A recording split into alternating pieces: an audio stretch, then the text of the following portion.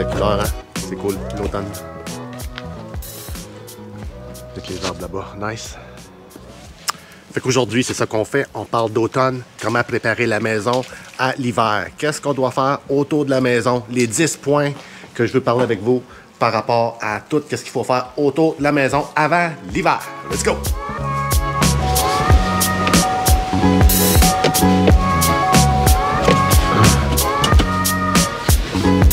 Bon ben, l'hiver s'en vient. Il faut préparer notre maison puis tout ce qu'il y a alentour avant que l'hiver arrive. Pourquoi qu'on fait ça? Pour protéger notre maison puis pour protéger qu'est-ce qu'il y a alentour de la maison puis pour prévenir des problèmes. On parle de ça right now. Si tu restes au plateau puis tu veux faire déblayer chez vous, appelle la compagnie Sabi. 661-059-4. Super bon. Ça fait des années qu'on fait affaire avec. J'ai jamais eu de problème. Il était tout le temps là, tout le temps là. Chaque tempête, dans la nuit, fin de semaine, jour férié, whatever, toujours là. Alright. Bon, le point numéro 1, c'est ranger le mobilier extérieur. Là, je sais qu'il y a bien des chaises, des tables qui sont faites en plastique, mais quand même, si vous avez bien des arbres alentour, ben, veut pas, les débris des arbres vont quand même coller sur le plastique. Puis habituellement, les mobiliers en plastique sont pas lisses, là. Tu sais, si au moins ils seraient lisses, ben on peut quand même frotter un peu puis ça va s'enlever, la saleté va s'enlever, mais c'est pas lisse. D'habitude, c'est rough un peu, fait que ça reste vraiment poigné dedans, là. Fait que on met des tarps par-dessus, des couvercles. On les revire à l'envers au pire s'il n'y en a pas de tarp qu'on peut mettre par-dessus. Fait que ceux qui sont en bois aussi, super important, c'est que tu ne peux pas avoir à les reteindre à chaque fois. Je veux bien du monde faire ça, mettre leur table à l'envers, mais pas direct par terre. Là. Tu mets des petits morceaux de briques, quelque chose, là, pour que ce soit un petit peu plus haut, là. Morceaux de bois. C'est so-so. Meilleure affaire, c'est si tu as un garage, tu rentres dans le garage ou tu rentres dans la remise, si tu as de la place, bien sûr. Mais l'immobilier en arrière, l'immobilier, c'est super important de faire attention à ça. Parce que ça... Habituellement, c'est fait un peu cheap.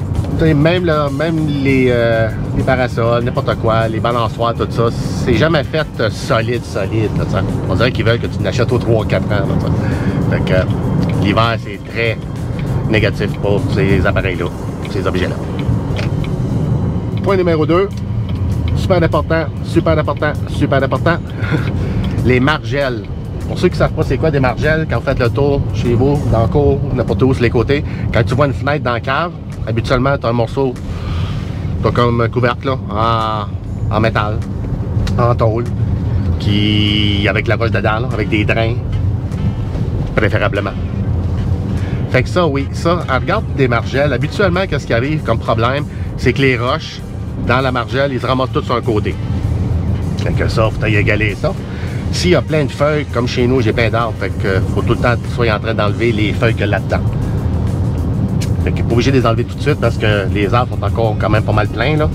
Mais bientôt, quand les feuilles vont toutes être tombées, là, on ramasse tout ça. Puis aussi, dégager, si vous avez un drain, de le dégager, là, le plus possible. Je vois des drains, des fois, avec toutes sortes de cochonneries dedans, comme non, essaie de le mettre le plus beau possible. Puis une autre affaire aussi, c'est le métal de la margelle. La margelle elle-même, là, elle bouge. Ça arrive souvent qu'ils ne sont pas non plus vissés puis vraiment attachés à la fondation. Ça aussi, c'est négatif parce que ça bouge tout le temps. Fait que la meilleure affaire, c'est de les stabiliser là, mettre du caulking, puis essayer de les mettre droites. Là, les meilleures margelles, c'est vrai que c'est pas beau, mais c'est les grosses. À ce temps-là, ils font comme quasiment 48 pouces. C'est vraiment comme 4 pieds. C'est vraiment large. Même si ta fenêtre est petite, ils en mettent une plus grosse. Puis quand même assez haute, puis plein de roches. Fait que ça, c'est un gros plus d'avoir des margelles qui fonctionnent très bien. Parce que les problèmes de fondation, puis les fuites, puis toutes les infiltrations d'eau, c'est par là. C'est souvent par là. Point numéro 3, super important aussi, les gouttières. Faites certain que les gouttières fonctionnent bien. Puis surtout, qui sont pas pleines, comme chez nous encore, j'ai plein d'arbres partout, mais ça se ramasse dedans. Là, je les ai fait changer, puis j'ai mis des gouttières avec des tops par-dessus. On va voir ce que ça va donner. viens de les installer. Fait que je ne sais pas, on va attendre de passer 1 an ou 2 avant de dire si ça fonctionne bien. Mais jusqu'à date, les clients qui ont eu ça ont tout été bien contents. Amener l'eau le plus loin possible. Je sais que l'été, c'est pas le fun, souvent d'avoir une gouttière qui passe comme 5, 6, 7 pieds en angle, puis il est comme dans ton chemin, là. Ça, je comprends ça. Mais là, que la saison d'été est pas mal finie, puis qu'on n'est plus trop dans le cours, ben ça serait bon d'y remettre pour faire aller l'eau le plus loin de la maison. Point numéro 4, c'est une inspection visuelle du toit. Si tu as un escabeau et tu peux monter en haut de ton toit, c'est encore mieux. Tu vas pouvoir aller voir tous les joints, vraiment si tout est correct, tu n'as pas besoin de caulking, rien. Mais si tu peux pas, tu peux juste les regarder, là. Ben faites le tour quand même. Là, cette année à Gatineau, c'était pas si pire. On n'a pas eu de genre des tornades d'ouragan et des gros vents forts. Il y en avait une coupe, mais c'était pas si fou que ça. Fait que c'était correct. Mais faites quand même le tour, juste faire certain qu'il n'y a pas 2, 3, 4 barres d'eau de partie. Hein. Puis s'il y en a, ben il faut le corriger. Il faut le corriger avec les verres d'arrière. Puis si tu sais pas comment ou tu peux pas le faire, tu m'appelles, je vais t'envoyer quelqu'un. C'est vraiment beau ici. Chemin de la montagne. Point numéro 5, les silicones autour des portes, des fenêtres, n'importe quelle entrée, les tuyaux extérieurs, n'importe quelle chose qui sort de la maison, des ventes, n'importe quoi, n'importe quoi. Okay, des tuyaux pour la climatiser, tout ça, faites le tour de tous ces endroits-là, puis mettez du caulking partout, partout. Faire certain que le caulking, le silicone, il est bien installé. Parce que ça prend à peu près la grandeur de 10 sous pour qu'une souris rentre dedans. Puis s'il y en a une qui rentre chez vous, ben ça prend pas de temps que des souris ils font des petits. C'est pas comme des humains. Ça va vite, vite, vite, vite, vite. Il en font un paquet. Fait que tu vas te montrer que tu as une souris chez vous. Tu peux pas avoir ça. Point numéro 6. Fermer les conduits extérieurs pour l'eau. Par exemple, quand tu vas arroser tes plantes dehors, tout ça, quand tu vas laver ta voiture, tout ça. Fermez ça, ces robinets-là. Puis, si tu peux le fermer de l'intérieur, encore mieux. Parce qu'il y en a souvent qui le ferment juste l'extérieur. Puis là, ben, tu ouvres dans le mur, ben là, il pète. Ça arrive pas tout le temps, là. Mais si tu peux aller le fermer de l'intérieur, que l'eau, elle arrête avant de s'en aller dans le mur puis directement dehors, là, c'est la meilleure chose. Regarde, moi, j'ai fait le niaiseux. J'ai un garage avec l'eau qui sort direct dans mon garage. Là. Comme que si je voudrais laver mon auto dans mon garage. Mais la hausse était là. Fait que j'ai enlevé la hausse puis tout, là. Elle était fermée, là. Mais il a quand même pété. Fait qu'après l'hiver, je voyais des petites gouttes qui tombaient. Je dis, ah ben, gadon. Il aurait fallu que je le ferme de l'intérieur aussi, ça. Et là, le problème. Point numéro 7. C'est quand même assez important. Surtout pour le monde qui ne font pas déblayer leur stationnement par une compagnie. Ça t'as-tu déjà arrivé? En plein hiver, grosse tempête, t'arrives de travailler, puis là, t'as un gros banc de neige de fou, et là, faut aller chercher tes pelles, tout ça, dans le fond de la cour dans la remise, puis là, tu te promènes dans la neige, là, tu sais. Ah, que c'est fun, hein? T'en as pas mieux à voir comme à côté de ton garage, à côté de ta maison, ou dans sur le coin.